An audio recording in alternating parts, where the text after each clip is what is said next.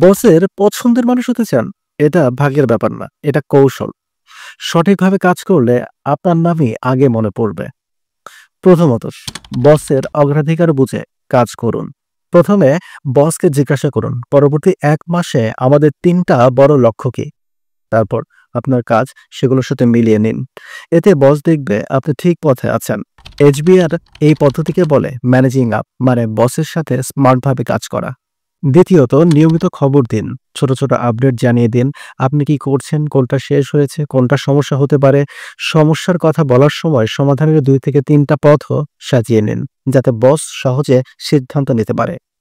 তৃতীয়ত, সমাধান নিয়ে যান, শুধু সমস্যা নয়। ধরা যাক কোনো কাজ আটকে গেছে, তখন শুধু হয় না বলবেন না।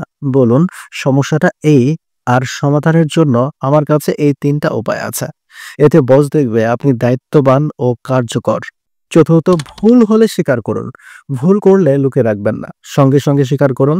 কি শিখলেন আর কিভাবে ঠিক করবেন তা বলুন। এতে বিশ্বাস বাড়বে এবং সম্পর্ক মজবুত হবে। পঞ্চম, সময় মতো এবং ঠিকভাবে কাজ শেষ করুন। সময় মতো আসা ও সময় মতো কাজ শেষ করা শোনায় সহজ, কিন্তু এটাই বসের কাছে সবচেয়ে গুরুত্বপূর্ণ।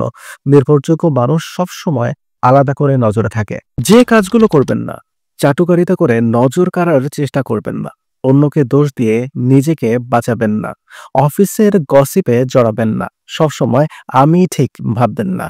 ৭ দিন চেষ্টা করুন, প্রতিদিন অগ্রাধিকার জেনে কাজ করুন, ছোট আপডেট দিন, সমাধান নিয়ে যান, ভুল হলে দায় নিন, আর সময় মতো কাজ শেষ করুন। দেখবেন বস আপনাকে আলাদা চোখে দেখতে শুরু করবে।